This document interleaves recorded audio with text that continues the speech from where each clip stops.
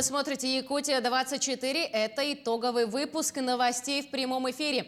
О самых заметных событиях сегодняшнего дня вы узнаете из материалов наших корреспондентов. В студии Валерия Наумова. Здравствуйте. Коротко о темах.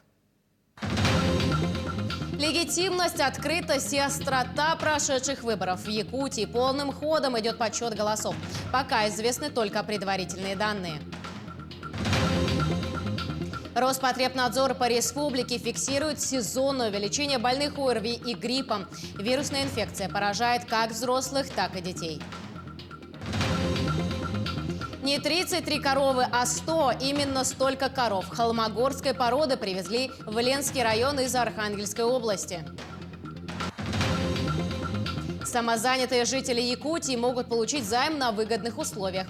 Наш корреспондент разобрался в том, кто, как и на каких условиях может его получить. Завершился чемпионат мира по компакт-спортингу. Из 500 спортсменов якутянин Аял Макаров вошел в топ-10 лучших стрелков. В ходе трехдневного голосования в Якутии прошли выборы в Госдуму, дополнительные выборы в Илтумен и проведено 76 муниципальных кампаний.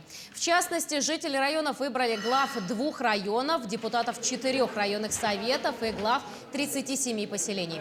Выборы прошли на высоком организационном уровне, сообщил в ходе пресс-конференции председатель ЦИК Якутии Евгений Федоров. Выборы 3 уровней обеспечивали 822 избирательные комиссии. Данные говорят о легитимности, открытости и остроте прошедших выборов. Мы нацелены были на открытость и прозрачность. Я специально выше всех позиции сказал. Наблюдатели, члены совещательным голосом в виде наблюдения, сама позиция, наши требования законодательства. И мы получили вот такой вот результат, уважаемые коллеги, по многодатному избирательному округу.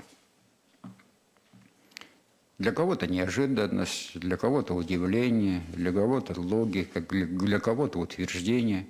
С этой точки зрения в целом достаточно интересные цифры, которые показывают о конкурентности, о легитимности, остроте, открытости выборов.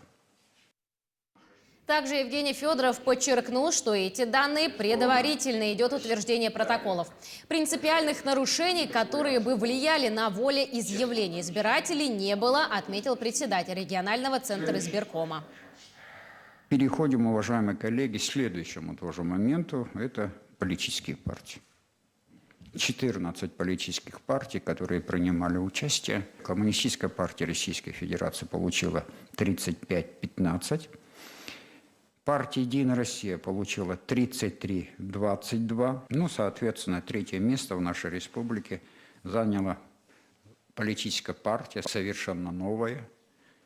Новые люди. Почему я говорю о предварительных результатах? Потому что мы вчера ночью, практически сегодня до утра, делали свод от всех 822 избирательных комиссий нашей республики. Машина посчитала, и, безусловно, после этого у нас на днях предполагается проведение заседания Центральной избирательной комиссии. Итоги выборов проводят и в Ленском районе. Там проголосовала почти половина избирателей, чуть больше 48%. Протоколы обработаны на 100%, несмотря на то, что сейчас время сбора урожая. Хорошая явка наблюдалась в сельской местности. В целом население активно приняло участие в выборах. Явка в этом году была, как и обычно, около 50%. Большая часть проголосовавших, как и избирателей, горожане. Выборы в Наторинском наследии прошли в обычном формате. Явка избирателей составила 60%, как и обычно. Ну, то есть активно народ приходил? Народ активный шел, 3 дня, 3-дневное голосование состоялось. Для деревни это, конечно, очень сложно было. Народ, конечно, не понимал. У нас же избирателей мало же, всего по списку, например, 240 человек получается. И вот шли они в первые 2 дня очень хорошо. Вот 3-й день мы просто так, вот комиссия сидела, например. Перейдем к эпидобстановке. За прошедшие сутки на территории республики выявлены 169 новых случаев коронавирусной инфекции.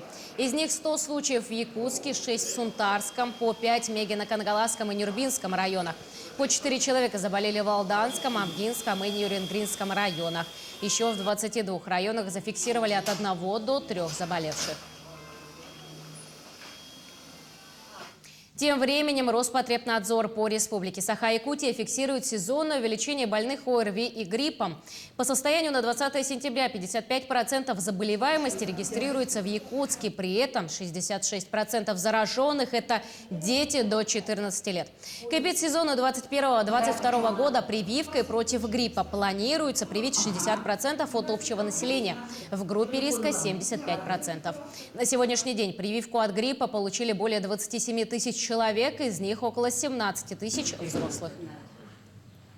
Напоминаем, что бесплатную вакцину против гриппа можно получить в поликлиниках по месту жительства. Управление Роспотребнадзора призывает жителей республики получить прививку от гриппа и ковид.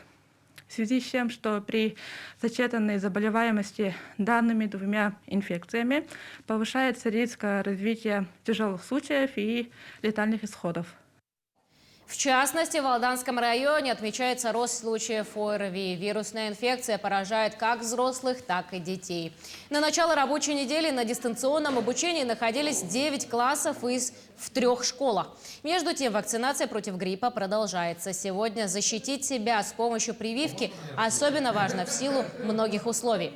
Сложной остается ситуация по распространению COVID-19. Также в стране ожидается рост случаев энтеровирусной инфекции. Более того, опасность представляет сам вирус гриппа. Новые штаммы, которые являются с каждым годом и считаются более патогенными и контагиозными.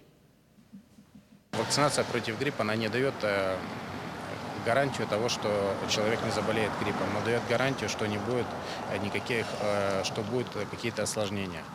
То есть, получается, осложнение против гриппа – это поражение сердечной системы, нервной системы, сосудистой системы, инвалидизация по слуху и так далее. То есть все это можно избежать, просто поставив прививку против гриппа. К сожалению, очень много отказов, особенно от родителей, которые считают, что вакцинация от гриппа равно вакцинация против новой коронавирусной инфекции детей. Это не так.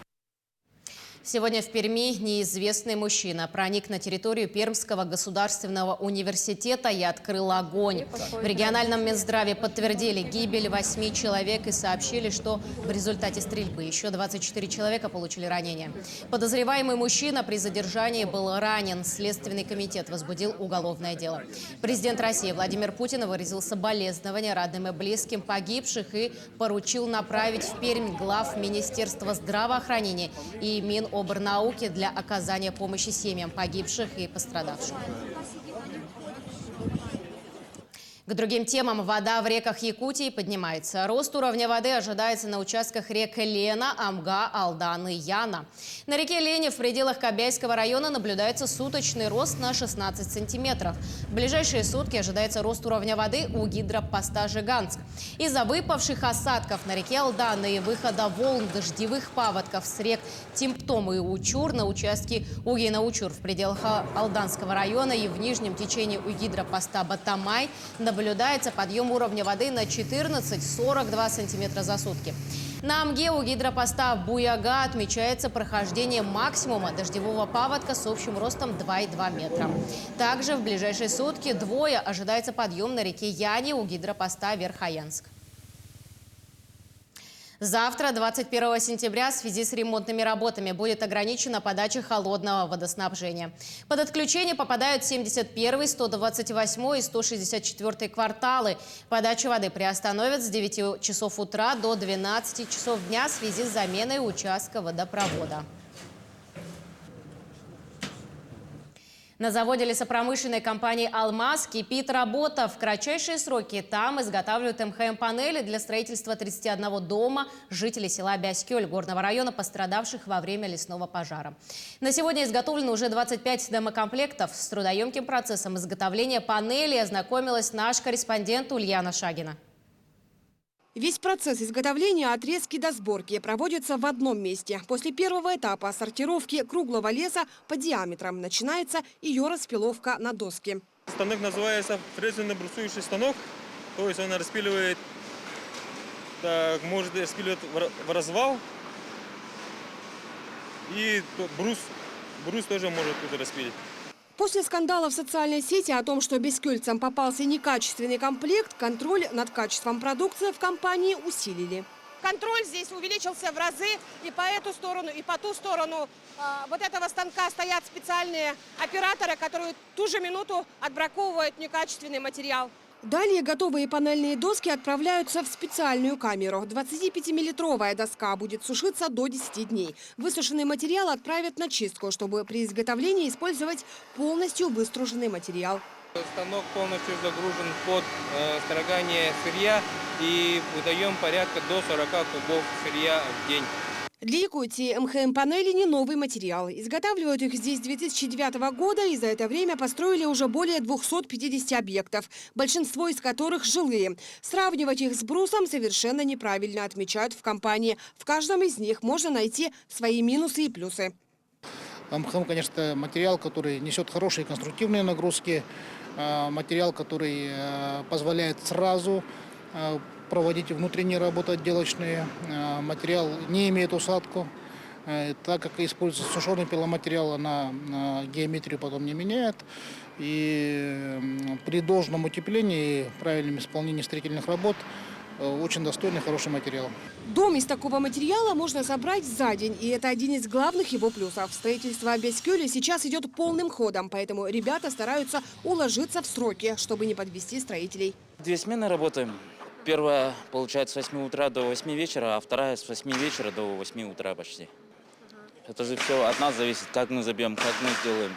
На обед всего дается полчаса. Ребята не жалуются. На последнем этапе ответственность большая. Каждую доску отмеряют по размеру и уже собирают 8-слойную панель, из которого в последующем будет построен дом. Сегодня компания уже изготовила 24 комплекта. 25-й отправится бескюльцам уже сегодня. Так что сроков по отставанию не наблюдается. Ульяна Шагина, Семен Семенов, Якутск.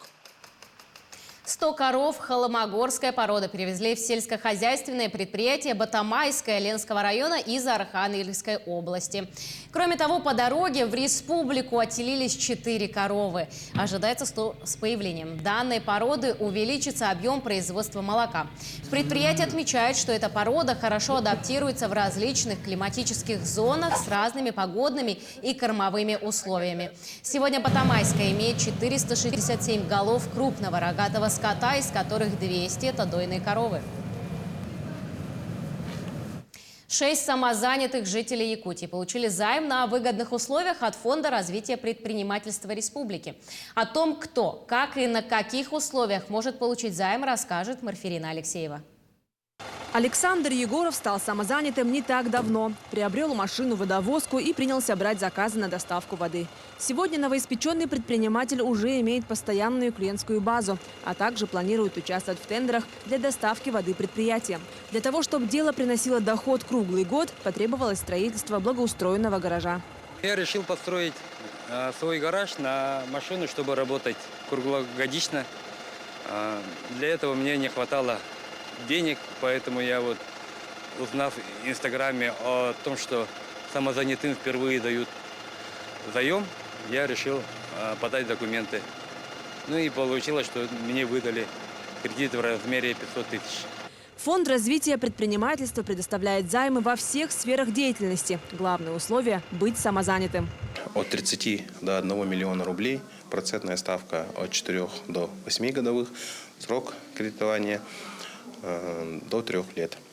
По суммам есть разбивка, то есть начинающий вновь зарегистрированный самозанятый может получить от 30 до 200 тысяч рублей. Более 3 месяцев после регистрации уже может претендовать от 200 до 500 тысяч рублей. От 500 до 1 миллиона могут претендовать самозанятые индивидуальные предприниматели.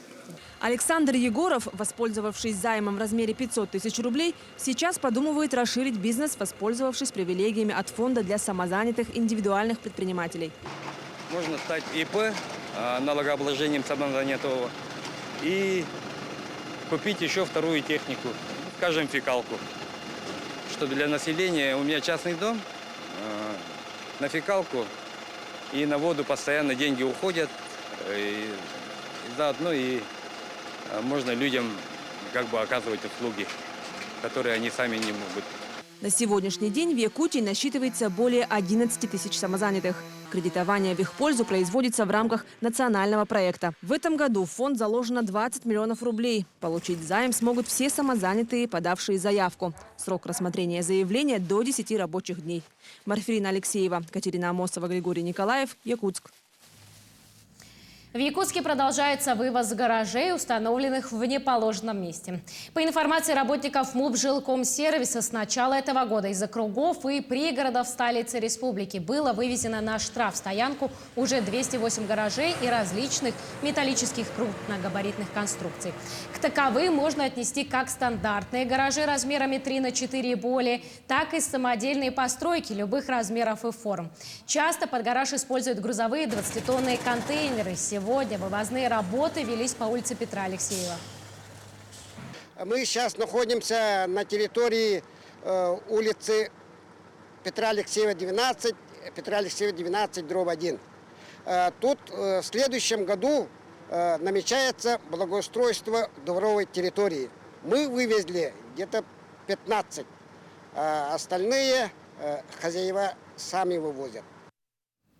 Меньше чем через месяц нас всех ждет важное и масштабное мероприятие. В стране начнется основной этап всероссийской переписи населения. Это будет первая цифровая и последняя бумажная перепись. А в труднодоступных населенных пунктах Якутии перепись уже проходит. Как к масштабному мероприятию десятилетия относятся якутяне и что изменилось с момента последней переписи, узнала наша съемочная группа, которая побывала в селе Качекацы. Часть наслегов Хангаласского района, несмотря на близость к Якутску, относится к труднодоступным местностям. От столицы их разделяет река Лена.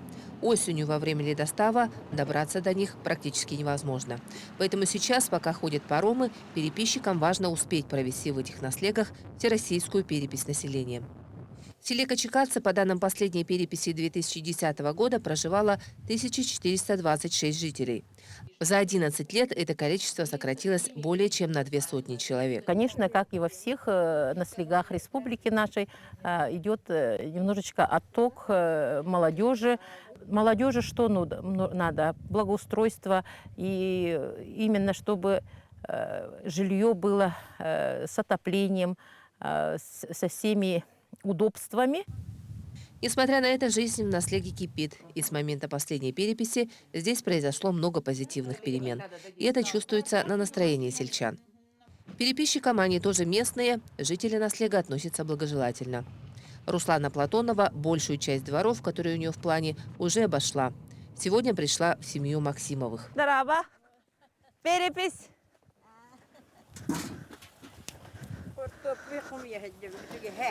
Переписчиков встречают очень хорошо, охотно отвечают на все вопросы.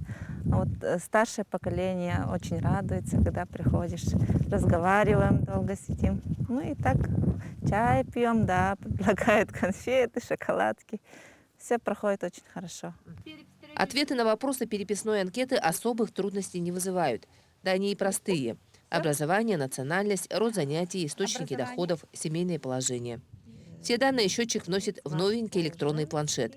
Бумажные анкеты только на всякий случай. Первая цифровая перепись в стране даже в селах не вызывает удивления. Мобильная связь, интернет здесь давно не в новинку. Только вот многим, особенно в людям в возрасте, пока процедура участия в онлайн-переписи не совсем понятна. Новый способ у нас перепись через портал госуслуги, на который каждый гражданин в основной период заходит и переписывает себя и всех членов своего домохозяйства. Это самый удобный и безопасный способ. В любое время, с любого устройства вы переписываете и себя, и всех членов своей семьи. Если же гражданин уже принял участие в переписи онлайн, то пришедший к нему переписчик только отметит у себя этот факт. В небольшом селе все друг друга знают. Новости доходят до всех со скоростью WhatsApp. Поэтому и объяснять, зачем нужны собираемые данные, особо не нужно. В селе с нетерпением ждут переоборудования котельной, который сейчас топится дорогим дизтопливом и обеспечивает теплом только полсела. Скоро здесь обещают провести тепло во все дома. Для этого переведут котельную на сжиженный газ. Если пилотный проект окажется успешным, его распространят на другие села республики, куда магистральные газопроводы не протянуть. Сейчас же с отоплением, с печным отоплением невозможно ничего создавать, какие-то предприятия. Газ придет и улучшится вся жизнь. Ждут, очень ждут, сельчане очень ждут этого. Чтобы строить социально-экономические планы и их корректировать, нужны новые данные, которые собираются во время проведения всероссийской переписи населения. До конца сентября перепись проведут во всех труднодоступных населенных пунктах республики. Основной этап пройдет с 15 октября по 14 ноября этого года, по итогам которой актуализируют данные о численности населения, его составе по республике и по каждому муниципальному образованию. Туяра Филиппова, Георгий Григорьев, Качикадзе, Хангаласский район. Перейдем к информации о погоде. Температура воздуха в республике в последние дни значительно упала. В выходные дни в Забайкалье и в центральных районах прошли осадки. Связано это с южным циклоном, накрывшим часть региона. В ближайшие сутки с выходом циклона с Иркутской области в Ленском, Мирнинском, а 22 сентября в Алекминском и Вилюйской группе районов ожидается неустойчивая погода с дождями и порывистым ветром. Между тем на южные и центральные районы распространится теплая воздушная масса, кратковременно потеплеет. К выходным дням снова ожидаются осадки, понижение дневной температуры. По городу Якутску в ближайшие сутки 21 сентября ожидается погода без осадков, ветер восточный 1,5, температура ночью -2, -4, днем плюс 11-13 градусов. 22 и 23 сентября погода без осадков, ветер юго-восточный 3,8 метров в секунду, температура ночью -2, -5, днем плюс 13-16 градусов. В рамках федеральной программы «Большие гастроли» Нерюнгринский театр кукол принимает своих коллег из города Кострома. На первом спектакле Костромского областного театра кукол побывала Ирина Кичигина. В Нерюнгри костромичи пробудут 7 дней и покажут всего 10 спектаклей. Дети от 5 лет смогут увидеть спектакли «Принцесса на крыше» и «Не ежик», а для более старших зрителей будет показан спектакль «Моцарт и Сальери» по маленькой трагедии Пушкина. Труппу театра тепло встретили как сотрудники Нерюнгринского театра, которые быстро помогли решить технические проблемы, так и маленький зритель. Он очень гостеприимный, очень теплый и очень радушный. Вот сегодня мы, когда отыграли спектакль, дети пришли нам вручать цветы, и дети пришли обниматься. То есть такой непосредственный контакт и обмен энергетикой – это очень, очень важно. Спасибо вам огромное за столь теплый и радушный прием. Спектакль «Не ежик» открыл гастроли Костромского театра. Это история о том, что, несмотря ни на что, важно отстаивать свое мнение и быть верным своему предназначению. Главный герой – маленький ежик, который под давлением окружающих решил полностью измениться, но в итоге понял, что самое главное – это оставаться собой. Ребята уловили смысл пьесы и полюбили главного героя. Эта сказка учит делать себя самим собой и что сердце тебе подсказывает. Мне понравился ежик, как ежик менял себя. Я понял, что человека изменить нельзя, что он знает, как ему жить. Смешно было это, когда ежик подошел с зайчими ушами и с лисичьим, и с белкиным хвостом. Ну, она была веселая. Еще познавательная, учебная. А труппа Нерюнгринского театра в это время, наоборот, уехала с обменными гастролями в Кострому. И там они покажут полюбившиеся нерюнгринцам спектакли «Майдадыр», «Песнь тундры» и «Судьба» режиссера Александра Иванова. Ирина Кичигина, Вадим Барашков, Нерюнгри. Завершим наш выпуск новостями спорта. Якутянин Аял Макаров вошел в топ-10 лучших стрелков на чемпионате мира по компакт-спортингу. Он показал лучшие результаты всех российских стрелков. Всего же на чемпионате мира по компакт-спортингу принимали участие около 500 спортсменов со всего мира. Отмечается, что в ходе турнира еще один стрелок из Якутии Петр Неустроев выполнил норматив мастера спорта России. Перечень спортивных состязаний, по которой проводится комплексная спартакиада школьников республики, может пополниться художественной гимнастикой. Об этом стало известно в ходе визита Покровской ДЮСШ с представителями Республиканской Федерации художественной гимнастики. Задачами спартакиады, помимо пропаганды здорового образа жизни и популяризации спорта, является и подготовка сборных команд для участия в спартакиаде федерального уровня в официальных стартах Дальнего Востока, России, Европы и мира.